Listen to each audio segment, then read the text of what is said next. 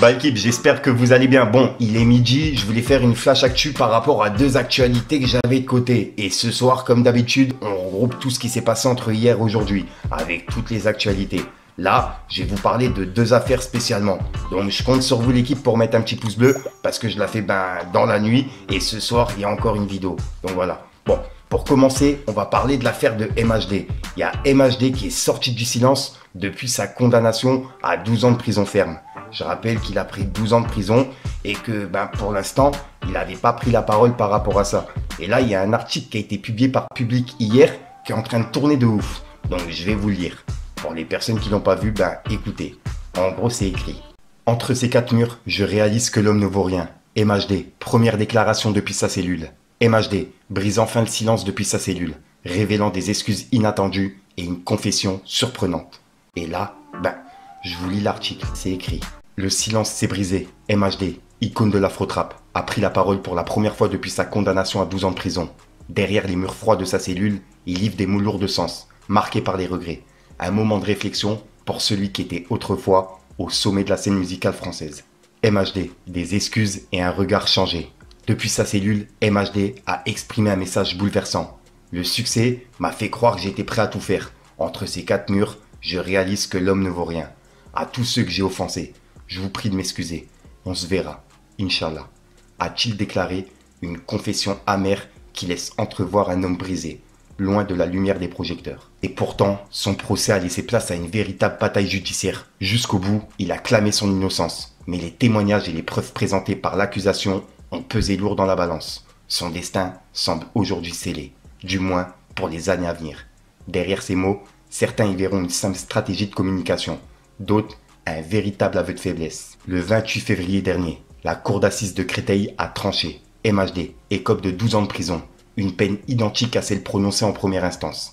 L'affaire remonte à la nuit du 5 au 6 juillet 2018, lors d'un règlement de compte entre cités rivales, où Loïc a été percuté par une voiture avant d'être violemment frappé et poignardé. Et cette scène glaçante a marqué les esprits et placé MHD au centre des débats judiciaires. Malgré ses protestations, les juges n'ont laissé place à aucun doute. Les témoignages concordants et les éléments de l'enquête ont permis de confirmer sa condamnation. Dans la salle d'audience, les proches du condamné ont laissé éclater leur douleur, tandis que d'autres estimaient que justice avait été rendue. MHD, un destin brisé par la réalité. Et c'est un article qu'ils ont publié là, hier en fait. Donc c'est pour ça que je vous en parle là à midi. Et ce soir, je vous regroupe l'actualité de la journée, comme d'habitude. Ensuite, il y a Ninho qui a annoncé qu'il va porter plainte contre une vidéo qui est en train de tourner sur les réseaux. Et c'est une vidéo qui a été faite par l'IA. En fait, c'est Niska et Ninho sur scène qui annoncent un concert. Sauf que c'est faux en fait. Ça a été fait par l'intelligence artificielle. Et on peut voir qu'il a dit. Aucun concert de Ninho et Niska n'est prévu au Gabon prochainement. La vidéo d'annonce de ce prétendu concert utilise mon image et ma voix, sans mon autorisation, manifestement grâce à l'intelligence artificielle. Je me réserve d'agir contre les auteurs de cette vidéo, qui portent gravement atteinte à mes droits. Mais en attendant, ne vous faites pas avoir. Ne réservez pas des billets pour ce concert qui n'aura pas lieu.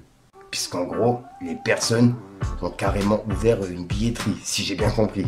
Donc ouais, c'est pour ça qu'il va porter plainte contre les personnes qui ont fait cette vidéo. Et c'est en train de tourner sur les réseaux, vu qu'il l'a mis en story. Ensuite, pour la deuxième flash actu, je voulais parler de Favé. Puisque là, il y a du nouveau par rapport à cette affaire. Il y a la personne qui s'est fait attraper par l'équipe de Favé, qui avait justement frappé Favé de base avec deux personnes.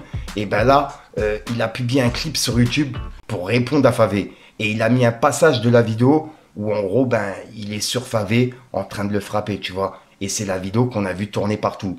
Donc ouais, je voulais avoir vos avis par rapport à ça. Et vu qu'on a parlé de l'affaire depuis le début, je voulais vous en parler en vidéo. Dites-moi dans les commentaires ce que vous en pensez. On peut voir que c'est un tweet qui a pas mal tourné.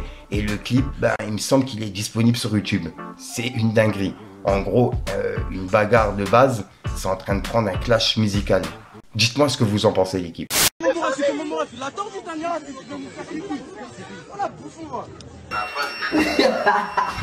Ah c'est Dieu, c'est toi t'as du fort à Favé? Eux c'est des flocs, quand ils vont pas le faire. On fait du fric, on est black, on est gang. Tu peux te faire tout coup dans le bangs. Elle avale tout dans le Mercedes-Benz. Dis oh tu peux pas faire trop dans le sac. Sinon il dort où j'ai rangé le sac. C'est des mythos, ils sont graves à sec. On a la dalle, on lâche même plus la balle. Elle a vu le bénéf, elle fait plus la belle. J'entends les gyros donc je me fais la malle. Ce soir, je me fais jamaïcaine. Santo m'a dit de pas les calculer. Quand ça devient chaud, ils sont même plus là.